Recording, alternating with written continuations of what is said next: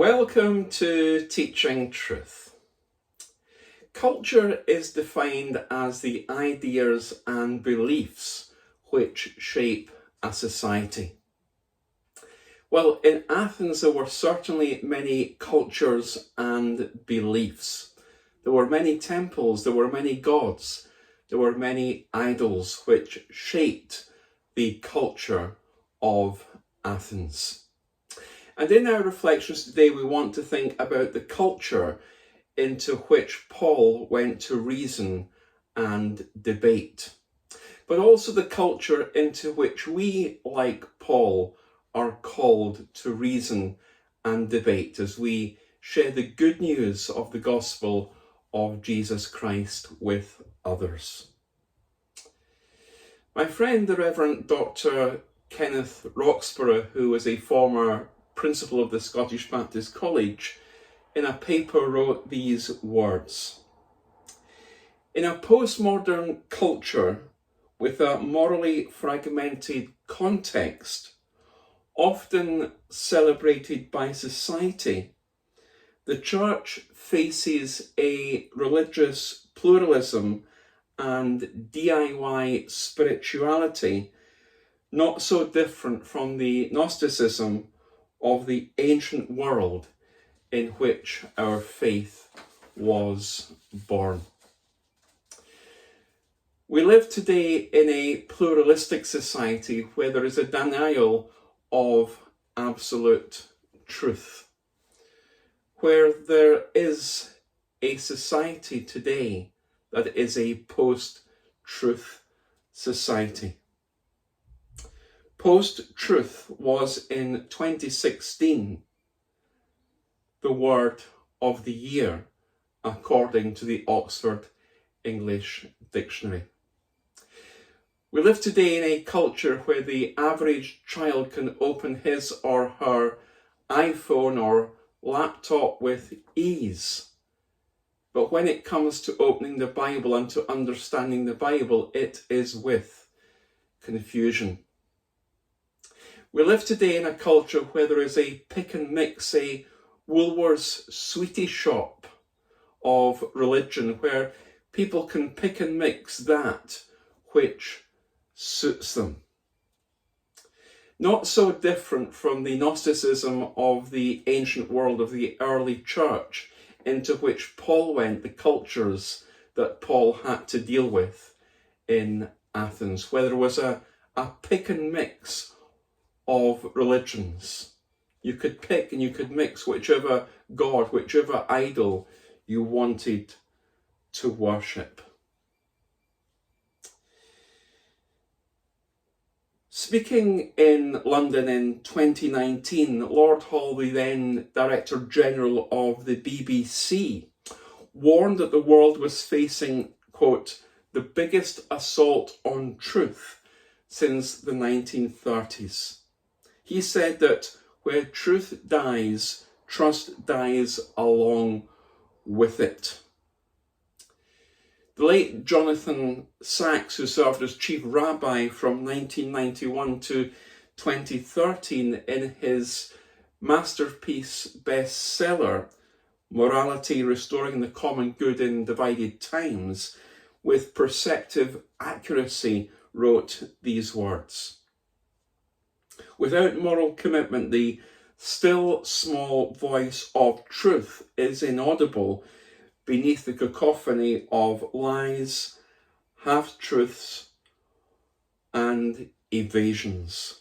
Without truth, no trust, no society. Truth and trust create a world where we can share."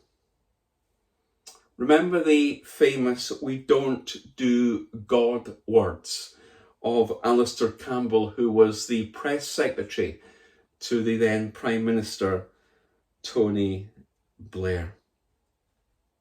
See, we've moved today from an age of tolerance to an age of affirmation.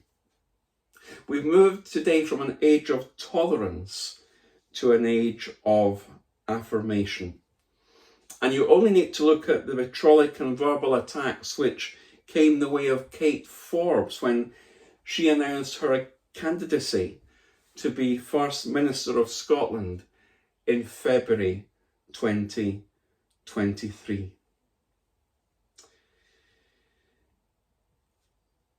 Paul, when he went into Athens, had to engage the culture of the day.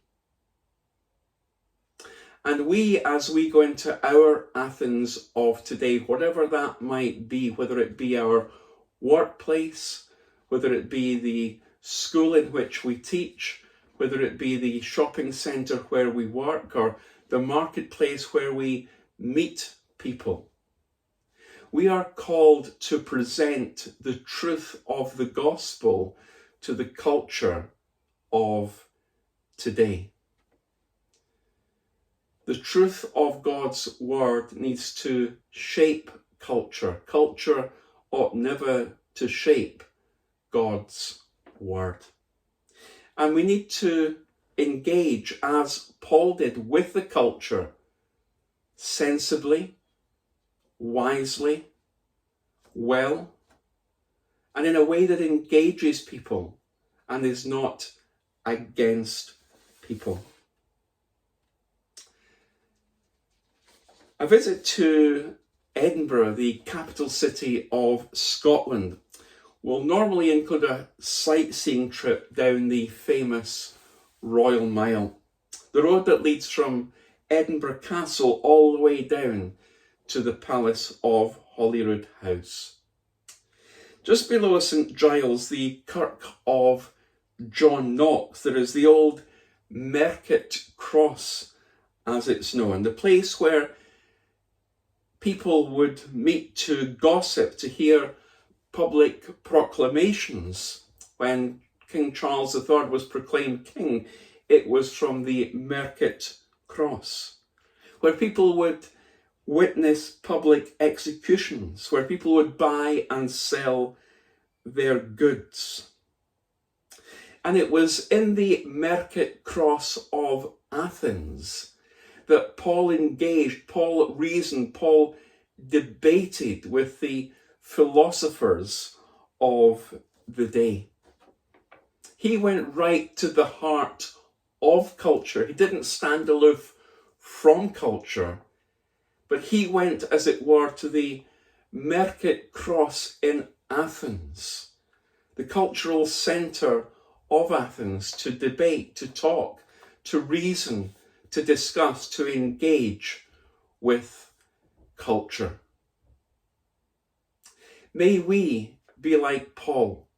May we be willing to go to the Market Cross in our day-to-day experience, to engage wisely and well, with sensitivity and with respect to those perhaps who have different views, different beliefs, different cultures.